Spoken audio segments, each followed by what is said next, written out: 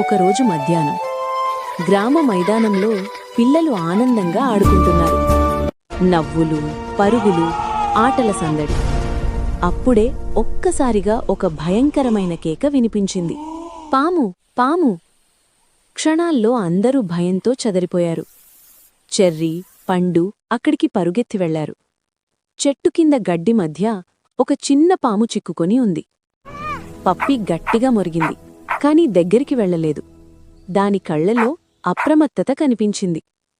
పండు శాంతంగా గమనించాడు. ఇది పెద్ద పాము కాదు, కాని భయంతో దాన్ని కెలికితే ప్రమాదమవుతుంది. చెర్రీ వెంటనే నిర్ణయం తీసుకున్నాడు. మనమే పట్టుకోవడం కాదు, పెద్దలను పిలవాలి. ఇద్దరూ వెంటనే రాముమామయ్య దగ్గరకు పరుగెత్తారు. రాముమామయ్య గ్రామంలోని అటవీశాఖ అధికారికి ఫోన్ చేశారు. కొద్దిసేపటికి సర్పరక్షకుడు వచ్చాడు. అతను జాగ్రత్తగా, ఎలాంటి హాని చెయ్యకుండా పామును ప్రత్యేక పెట్టెలో పెట్టాడు. ఇది విషపూరిత పాము కాదు అని ఆయన చెప్పారు. కాని ఇది అడవిలో ఉండాల్సిన జంతువు, మనం దానికి హాని చెయ్యకూడదు. పిల్లలు నిశ్శబ్దంగా విన్నారు. సర్పరక్షకుడు పామును అడవిలో వదిలాడు. అది నెమ్మదిగా గడ్డి మధ్యకి జారుకుంది.